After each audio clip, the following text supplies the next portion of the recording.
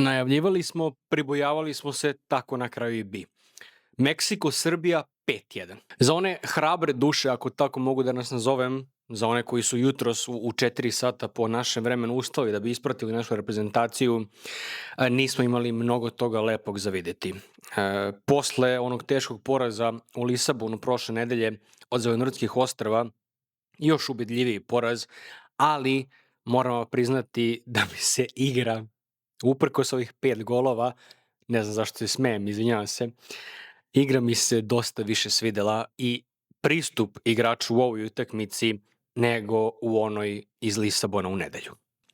Zdravo ljudi, nasmejao sam se malo pre, ne znam ni ja zašto, možda se samo tako borim sa ovim traumama koje nam realno stvaraju reprezentativci, to je sama reprezentacija Srbije.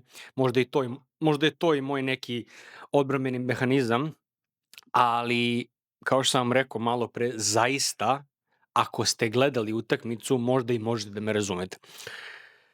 Primili smo 5 golova. Nastup je opet bio loš, ali zaista nismo ni mogli bilo što drugo da očekujemo od ovog sastava i u ovim uslovima i u ovim okolnostima.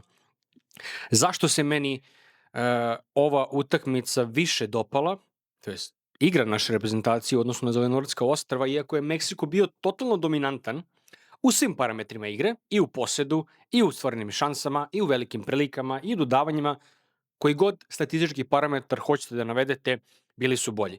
Međutim, ono što smo mogli da vidimo od prvog minuta, a naravno, prosto nemamo kapaciteta da to izguramo svih 90, jeste bio taj pristup naših igrača na utakmici. Dakle, videli smo bolji pressing, videli smo malo bolju organizaciju i komunikaciju između veznog reda i zadnje linije, iako to zaista zvuči smešno, možda i ironično, s obzirom na to da smo primili dali dva autogola, od kojih je jedan definitivno ne ide u prilog ovoj mojoj tvrdnji o komunikaciji, međutim, takve greške se nažalost dešavaju. To je više bila greška na relaciji levi bek, to je Stefan Bukinac i Filip Stanković, koji dalje ne znam zašto je onako reagovao, da li je mislio da lopta ide pored gola, pa je kasno reagovao i tek kad je shvatio da zapravo ide u okvir gola i da će završiti u mreži, potrčao je za njom, na kraju nažalost nije stigao jer je bila dosta brza, dosta direktna. Ali izuzev toga,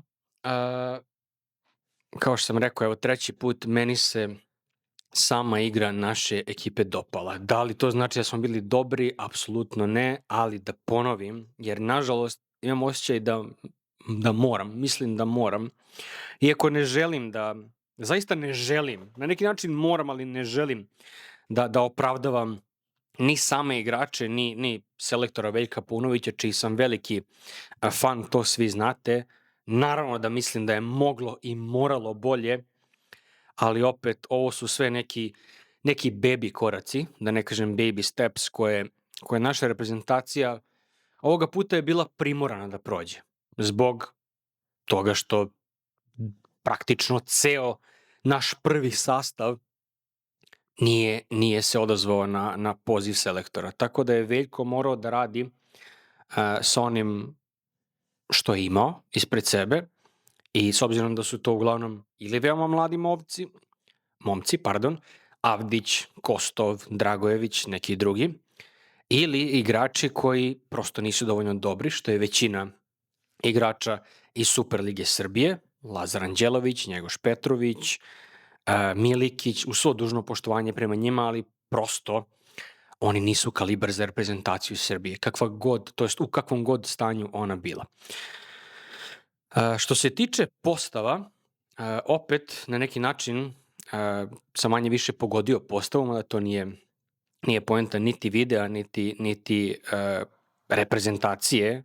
Ja bih volao zaista da promašim postavu, da oni mene pozitivno iznenade, ali ovoga puta se tako nije desilo. Dakle, Filip Stanković je ponovo bio na golu i to mi je baš bilo drago da vidim. Iako je, kažem, napravio tu grešku, iako je bio manje komunikacije, po meni je on večeras, sinoć, jutros, kako god hoćete, bio verovatno i najbolji pojedinac u ekipi.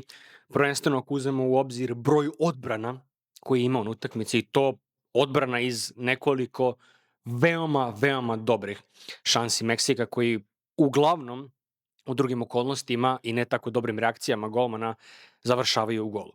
Tako da drago mi je što je Stanković ponovo počeo i po meni kratak komentar biće naravno u narednom periodu priče i o nekim budućim spiskovima i igračima, stanju naših reprezentativaca širom Evrope i sveta, ali uz Đoleta Petrovića Filip Stanković bi po meni, naravno ako nastavi da ovako brani, igraće seriju A sledeće sezone, ako dobro počne i tih prvih mesec dana bude igrao kao što je igrao prošle sezone u seriji B i kao što je sada branio za reprezentaciju, on bi po meni definitivno bio siguran među ta 3 golmana koji će biti na spisku. Dakle, Đole Petrović bi bio prvi, on bi bio treći, možda čak i drugi, ali da kažemo treći. Pričamo sada konkretno o kvalitetu i nekom stažu, a za drugo mesto bi se borili Vanja Milinković-Savić i Predrag Rajković.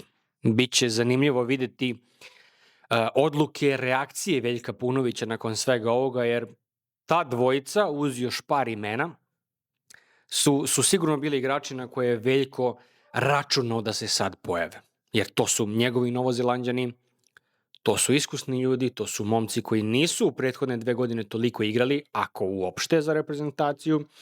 I ajde za Vanju možemo da kažemo da je imao napornu sezonu, jer ipak branio Napoli, igra Ligu šampiona, bori se za trofeje tamo, ali Predrag Rajković je imao sezonu punu povreda, praktično je pola sezoni propustio u Saudijskoj Arabiji, tako da ovo je bila prilika da on na neki način odmoran, ne toliko iscrpljen, možda bolje da kažem, da dođe i da pomogne Veljku ne samo u rezultatskom smislu, zato što ne znam koliko bi rezultat bio drugačiji, ali u pogledu stvaranja autoriteta selektora prema generalno svim igračima, ali prvenstveno prema onim mlađim nadolazićim.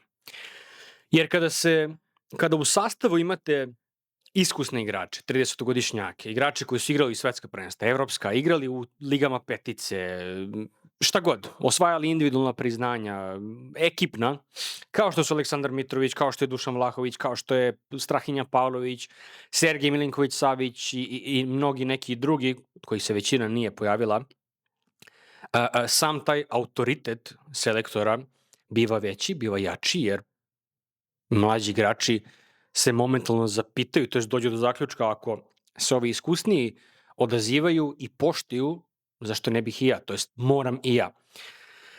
U ovom slučaju se to nije desilo, ali opet to je tema za neki naredni video koji će verovatno izaći ponedeljak, utorak, sredu. Rekao sam i najavio sam da će biti još 2-3 videa sigurno do početka svetskog prvenstva, onda će biti mala pauzica, par dana, pa krećemo mi naše pripreme za sadržaj koji ću raditi tokom omladinskog evropskog prvenstva, koji mislim da će biti veoma propraćen u ovoj našoj zemlji. Da se vratio mi na startnu postavu igre, dakle Bukinac je počeo na levoj strani, Đurđević na desnoj, to me iznenadilo zaista, i Đurđević je vjerojatno poslednje ime koje je trebalo da se nađe na spisku, i dalje ne mogu da razumem rezon Veljka Paunovića da ga pozove, iako nisam preterano upoznat sa kvalitetima igrama mladog igrača, ali pričajući sa ljudima koji dosta više prate Partizan i Superligu, da, to je praktično njihov stav. Očekivao sam Mimovića, kao što sam rekao, Mimović je ušao kasnije, u štoperskom dvojcu, tu su bili Strahinja Eraković, opet iskusan igrač koji je bio i kapiten sinoć, i Nikola Simić je dobio šansu, drago mi je, dakle, pored i posle Veljka Milosavljevića, verovatno naš najperspektivniji štoper.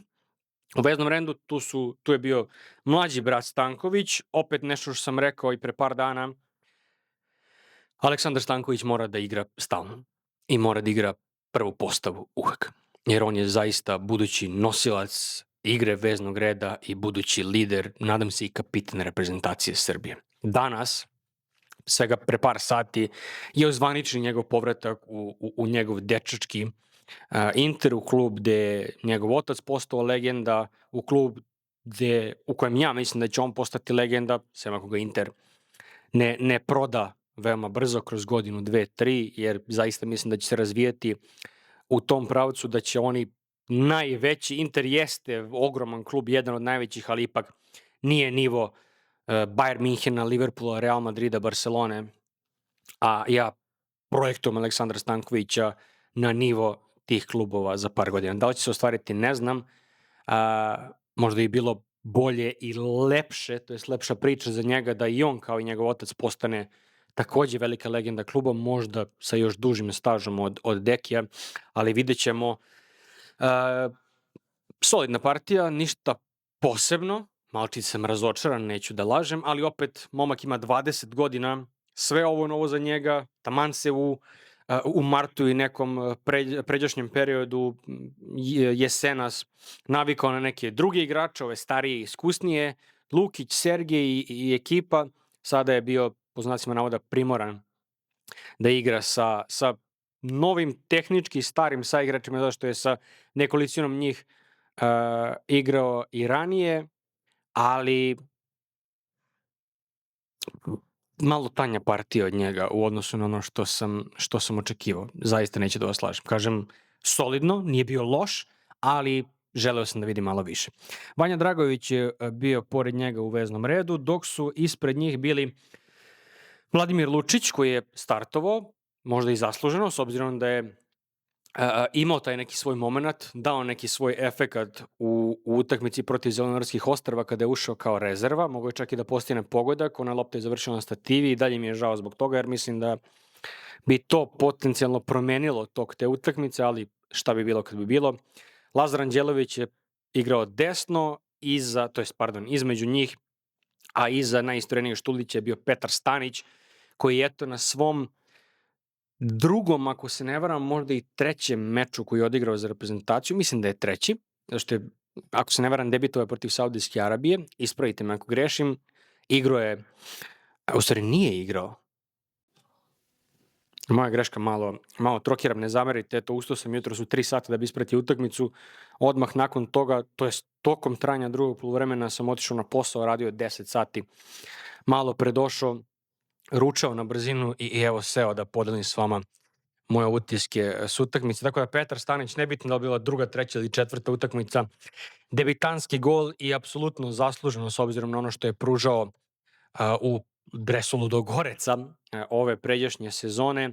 Zasluženi i pozivi, zaslužen eto i gol, doduše malo više sreće imao, jer ako ste gledali utakmicu ili barem pogledali highlights, to je konkretno njegov gol, mogli ste da vidite tu miskomunikaciju, odnosno manja komunikacije između dvojice defanzivaca Meksika, gde su obojica u trenutku pomislili da će ovaj drugi da krene da zatvori taj prostor u kojem je trčao Petar za loptom. Na kraju obojica su kasnila i sudarilo se praktično.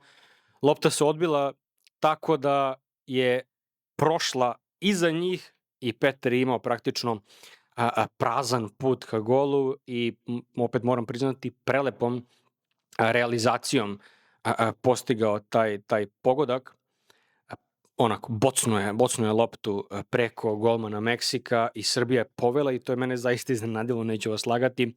Međutim, s obzirom na ono što smo videli 18 minuta pre toga, bilo je očekivano da će Meksiko postići gol, zaista taj gol, taj pogodak je visi u vazduhu i u 34. ako se ne varam, izjednačili su nakon jedne prelepe mini akcijice, lopta, to jest izveden korner, lopta spuštena na ćoša kaznenog prostora i onako malo nižim, ali dosta brzim i direktnim centar šutem Meksikanci su našli svog napadača koji je tu loptu sproveo u mrežu.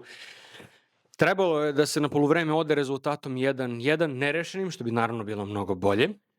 Međutim, u praktično poslednjoj sekundi nadoknade prvog poluvremena došlo je od te greške i autogola Stefana Bukinca, gde su on i Filip Stanković napravili tu grešku koja je rezultirala vodećim golom za Meksiko u poslednjim sekundama poluvremena i pre odlaska na pauzu. Drugo poluvreme je videlo naravno dosta izmena. Ako se ne varam, Veljko Paunović je izvršio svih 11 izmena.